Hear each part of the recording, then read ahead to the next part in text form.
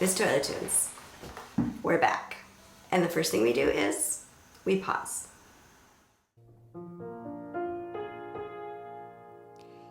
It's Toilet Tunes. I'm your host, Sarah Morris. Folks come to my big green bathroom somewhere north of Minneapolis, Minnesota. And we sing a little, we talk a bit, we put it out on the internet just in time for your Friday afternoon. Of course it's the internet, so you go on and watch it when you choose. But there's a new episode coming out real soon. So stay Toilet Tuned, stay Toilet Tuned.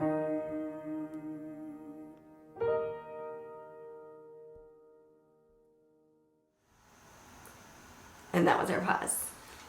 We're back. We're gonna sing a song for you and then we'll talk.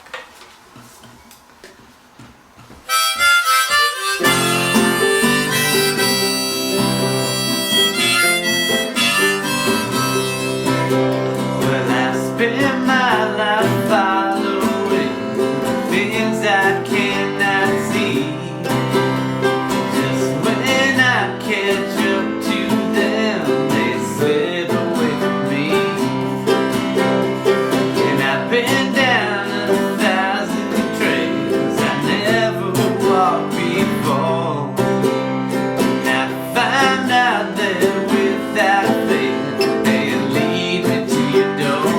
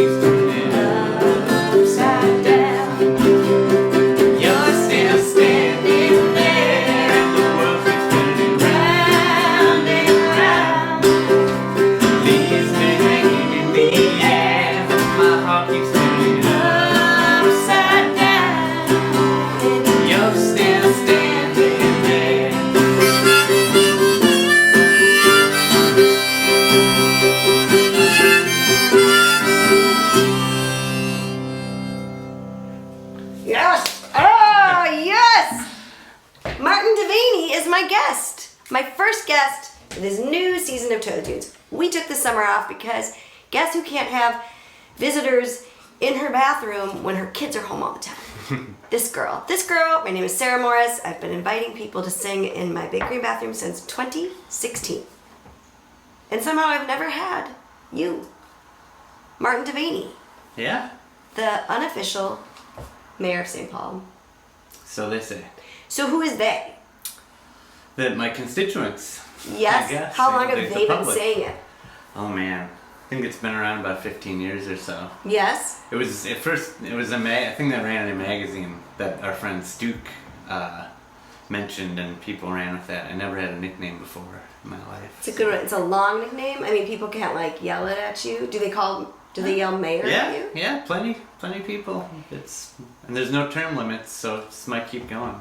That's nice. Have you met the actual mayor? I went to high school with him. That's what I guessed. When Yeah. you told me you were in high school, I have met Mayor Carter. Yeah, and Mayor Coleman before that was a family friend, so it's Oh, cliched St. Paul stuff. good St. Paul stuff. Yeah, I St. think Small. That's good stuff. Yeah. I'm very happy you're here in my bathroom. I'm very Thank you. happy that you brought that song by Steve Earle, Yeah. because I'd never heard it before, because I have a lot of holes in my musical life. We all do. Yeah. Yeah. And yeah, Lucinda on it with him, and yeah, she's a favorite, so. Which is good to the original recording, if you go listen to it, has some amazing tambourine that we just didn't make happen. Gotta because imagine. Tabourine's very loud in the bathroom. So it's harmonica. It is, but we chose it. Yeah. We chose that one. So once we've survived the song portion of Toilet Tunes, I like to ask a few questions. The first question is, Martin Devaney, will you tell me something good?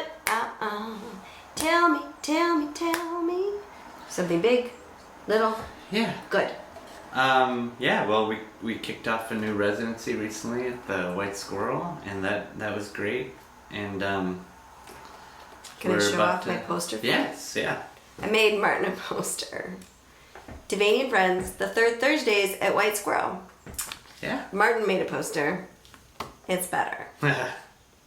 But it Well. gives you the same idea. It's all the info. Yeah, so you kicked it off and? Kicked it off great. Neighborhood place, and had some old friends playing on the bill with us, and then we're gonna get off to making a new record soon. So That's exciting. yeah. I know you've had a couple projects under different names. When's the last Martin Devaney record? 2018. Okay. Yeah. So it's about 5 years is about the longest I've ever gone between records, 5 or 6 years. So it's about time to get on that again. But we're gonna kick that off soon and hopefully have it out next fall. Those are good things. Yeah. You're going up to Sparta Sound and you also are wearing a Sparta t-shirt. The t-shirt, I guess. Yeah, how long do you get to go up? Like, are you going up to get as much done at one time initially, or what can you tell us? Tell us in the bathroom. We have a number of tunes. We just kind of throw stuff at the wall. A little bit more casual approach maybe than I'm, accustomed to. But by design, we just we have a bunch of tunes and gonna try to get some foundation down and make as much of it as we can in a weekend. And maybe catch some fall colors while you're up Yes. That That'll sounds be some smart. peak bonfire time. Yay! Yeah. I love it. Okay, so I'm going to ask two questions that I think are kind of related. One that I've been asking for a while, but one that is a brand new question for this new season of Toilet Tunes, or part season. It depends if you think of a season as like the year of Toilet Tunes, which is kind of how I think of it, but it's like part B. Yeah. TV That shows kind get of away thing, with this. right? Especially when you make up the TV show and you're Yeah. like, it's just going to be whatever it is. Yeah. Okay. The first question is, Martin, where are you learning right now? Where am I learning? Mm-hmm. I am learning, just trying to, where I'm learning is being a little more open, just in any kind of situation, and just trying to get out to as many different shows from bands I've, been meaning to catch, and trying to spend whatever free time I have reading a lot more, and just trying to soak things up in a, just trying to listen a little better to the world around me, and kind of soak things up. Be patient, and just trying to roll with whatever comes next. Patience, I find hard. How do you find it? Like, how does it come to you? It's work. It's work, but I've learned over the past few years just kind of it kind of comes with age and experience, where you just kind of like learn a different speed, and I'm Yes. kind of trying to embrace that, but to varying degrees. It's gonna of make me success. take a deep breath just you having said that. I'm like, A little meditation. yeah, let's do that. Let's do that. Let's. Trying to. I love being open, and both to being like I'm hearing you say you're open to experiences and like getting out and seeing the new music, or people that you've been meaning to catch. Like it's hard as a musician to balance that with life, making like good life choices, because venues still aren't letting us have shows all the time that are done by 9 p.m. But also, to finding it in like the written word and too. And I think just just not planning as much, letting kind of things happen, which you can't control everything. I'm coming around to that idea a little more. So. I keep hearing that too, and I know it's true. And it's a letting go, yeah. So that's where you're learning something new, or maybe something old but new again. But my next question is, this segment I'm calling the steady beat of it. Mm-hmm. What is something in your life that has been steady that you keep returning to? A practice, a person, like what's a steady beat for you in your life? Certainly, family and friends, my wife and my best friends, and kind of having maintaining my really close relationships has been a constant. But and then the process of writing. I think we were talking about this earlier. Yeah. It's just like knowing that I'm always, these days excited to write has been nourishing and gives me a lot of energy in a way that I think I had lost track of for quite some time. And so that ever continuing process of like there's always something to work on is sort of reassuring. Yeah. And that's been kind of my constant creatively.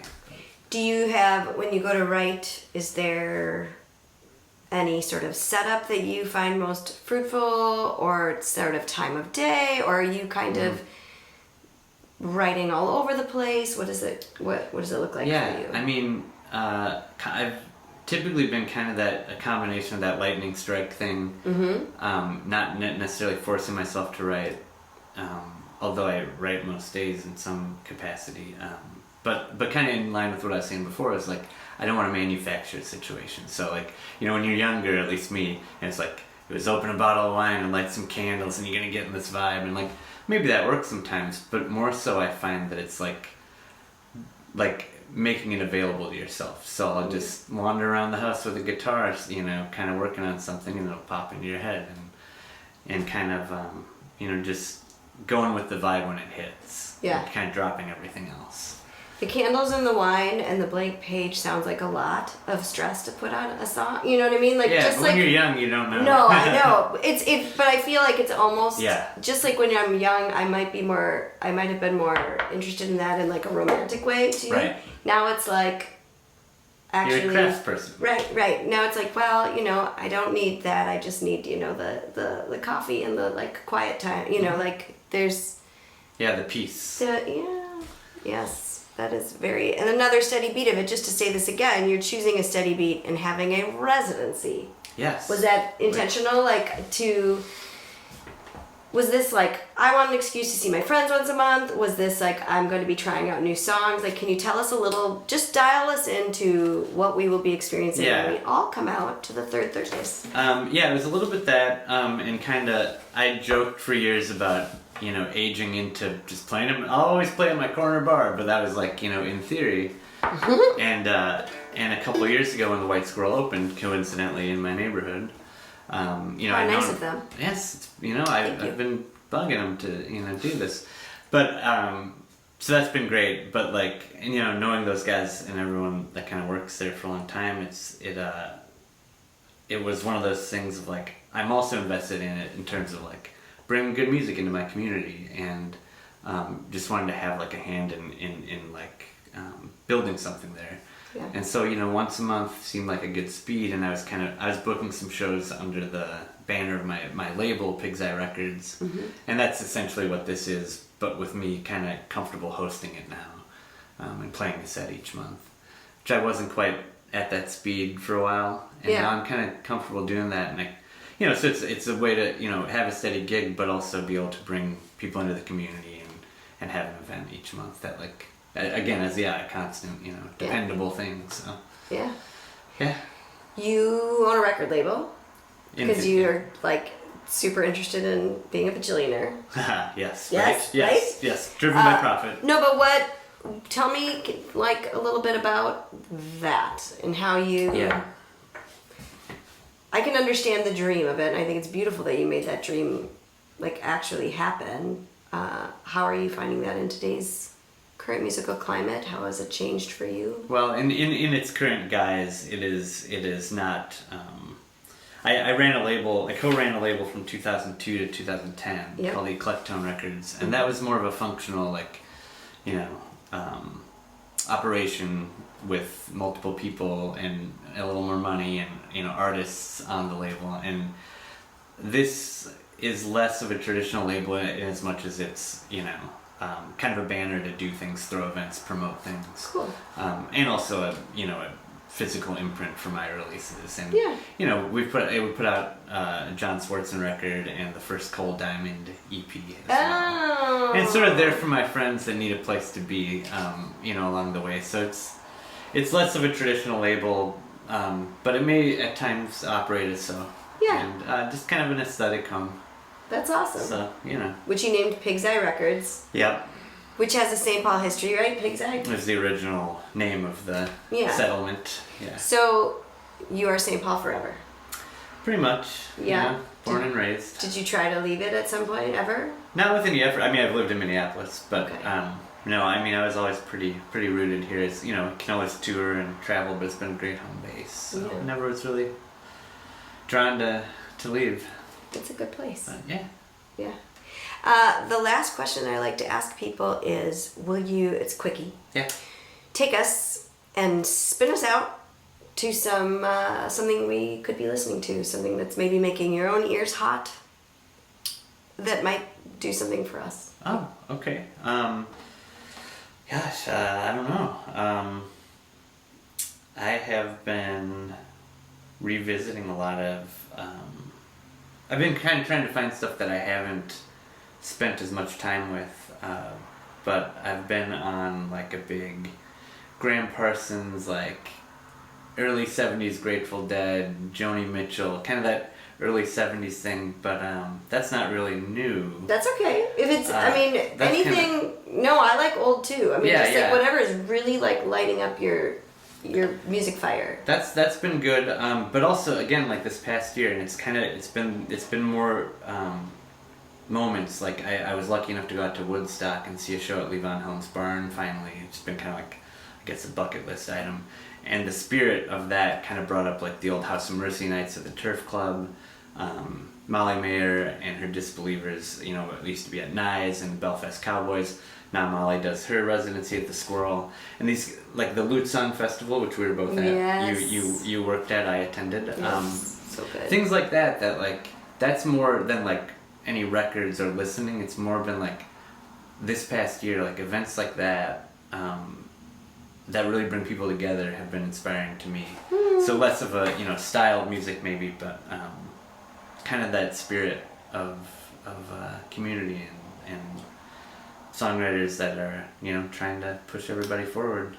I love that. Usually I get picky and I'm like, you need to give us one recommendation. But what I hear is the recommendation is go out and be part of the community and go out and support an event that is a builder.